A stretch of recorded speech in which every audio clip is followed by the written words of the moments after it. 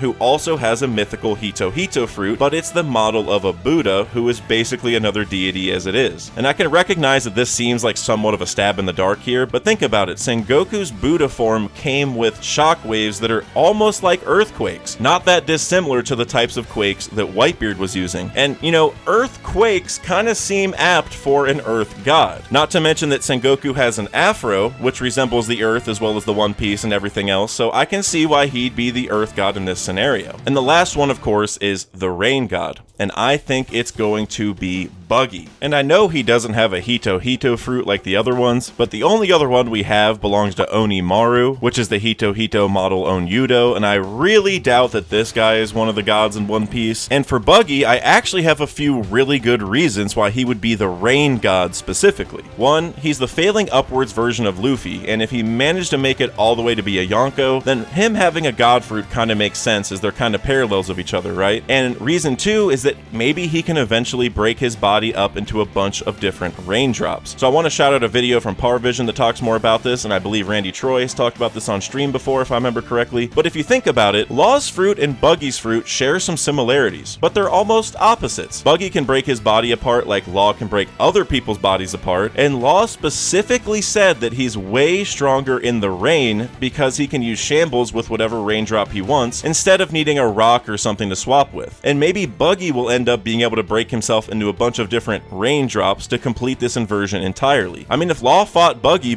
could just break himself up into so many pieces that Law just couldn't cut him. And even if he did, what's it matter? You know, Buggy's used to it. And maybe Buggy can eventually reduce himself to an almost atomic level or something, thus being like Rain, but not exactly, which is kind of a different type of freedom if you think about it. Luffy and Buggy have always been kind of opposites, where Luffy is weak to slash attacks, but resistant to physical. Buggy is almost immune to slash attacks, but he can get hit with physical ones. So maybe Luffy's body has freedom by stretching in any form he wants, but it all has to stay as one connected, stretched out unit. Where Buggy can break himself down into the most fundamental particle and maybe rebuild himself in any number of ways. It's like the two sides of freedom. You can warp yourself into what you want to be, or you can break yourself down and rebuild it however you want. Both would let you alter your body at will in opposite ways, and I think that just makes a lot of sense given the parallels that these two have had since the beginning of the story. And that's it for this video, guys. Please make sure to hit like and subscribe, and maybe check out one of these two videos that you should probably already see on the screen. Later.